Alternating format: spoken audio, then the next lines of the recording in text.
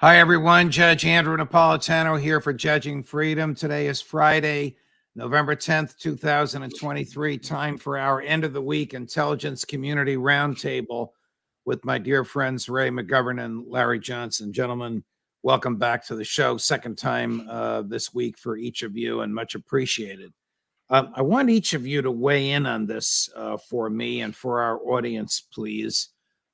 Why was Secretary Blinken's trip to the Middle East last weekend such a profound and dismal, hard to say with a straight face, failure? Larry first. Oh, well, he rebuffed, stiff-armed at every turn. He was Bibi Netanyahu have a joint press conference on his own, and then 30 minutes after Blinken finished, Netanyahu came out and said, everything that guy said is wrong. He just disagreed with him. Then he goes to Amman and meets with the foreign ministers of Egypt, Saudi Arabia, Jordan, I think UAE, and as well the Palestinians. Now, when it came time for the joint press conference, those guys couldn't wait to be out there on stage with Blinken, not because they were going to go, oh, yeah, we think Blinken's great, because they were lambasting him. And there's nothing better that played better publicly than be able to beat up Blinken in front of the Arab press. Then he goes to Turkey. The Turks sent the equivalent of the deputy secretary, Pete Buttigieg, to the airport to greet him, okay? the people had to look the name up. They didn't even know who it was. And then he gets to meet later with the foreign minister of Turkey. That's it. And just look at a week prior to that, the Iranians went. They got greeted by the foreign minister of Turkey. He gets the Iranian gets ushered in to see Erdogan. So bottom line is, at every turn, Blinken got the equivalent of the single finger salute that starts in the middle. Right. Ray, what are your thoughts on this? I would imagine you have similar views, but why such a public and notorious snub? This is not like the King of Jordan refusing to meet Joe Biden. This is a public humiliation. Well, it is, and it has to do with the brief that he was given to argue no ceasefire. Maybe no pauses either when he's with the Israelis, and then he's with the others. Well, maybe a pause, and then Netanyahu says, yeah, maybe here and there for a couple minutes here and a couple minutes there, and maybe, but after we get the hostages back, I mean, the prospect of having to argue that there shouldn't be a ceasefire to stop genocide, that there shouldn't even be a humanitarian pause to stop the genocide. I mean, humanitarian genocide. I mean, there's an oxymoron that the Arabs get quite well. American people don't get it just yet.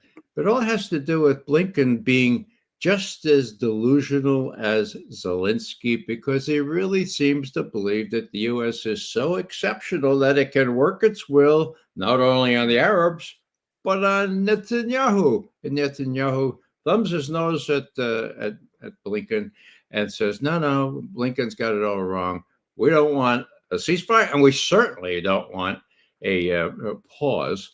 And then Blinken announces, this is his words, the Israelis have told us, got that, guys? The Israelis have told us that they're against the ceasefire and we support the Israelis 100%. The Israelis have told us. My God, what have we come to? So, I mean, this is a tightrope, Larry, that cannot effectively be walked. How can the United States government at the same time be in favor of a ceasefire as it supports unambiguously and without hesitation what the Israelis are doing? I mean, stated differently, is there any government in the West that doesn't recognize that what the Israelis are doing is a war crime, and that because they're using American military equipment and ammunition, the American government is complicit in a war crime as well? Well, there are a few other countries, the United Kingdom in particular, are still not on the war, willing to call it necessarily a war crime.